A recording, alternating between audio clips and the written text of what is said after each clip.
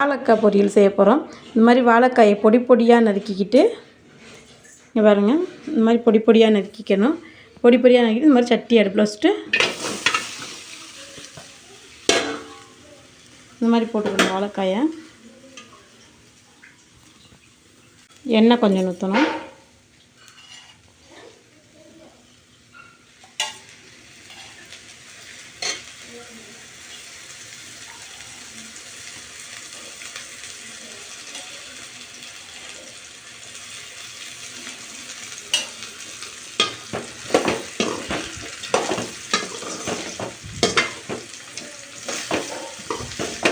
இந்த மாதிரி எண்ணெய் கொஞ்சம் ஊற்றி இந்த மாதிரி நல்லா வதக்கிக்கணும்.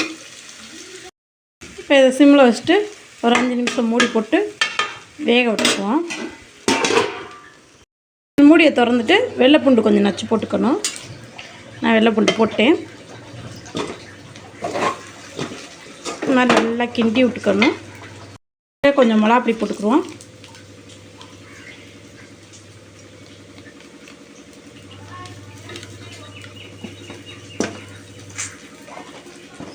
இதிலே மிளகாப்பொடி போட்டு நல்லா பெரட்டி எடுத்துக்கிடுவோம். நல்லா இந்த மாதிரி கிண்டி எடுத்துக்கிடுவோம். மிளகாப்பொடி போட்டு இந்த மாதிரி அழகாக உருளைக்கிழங்கு மாதிரி எண்ணெய் இல்லாமல் அழகாக வதக்கிடுவோம்.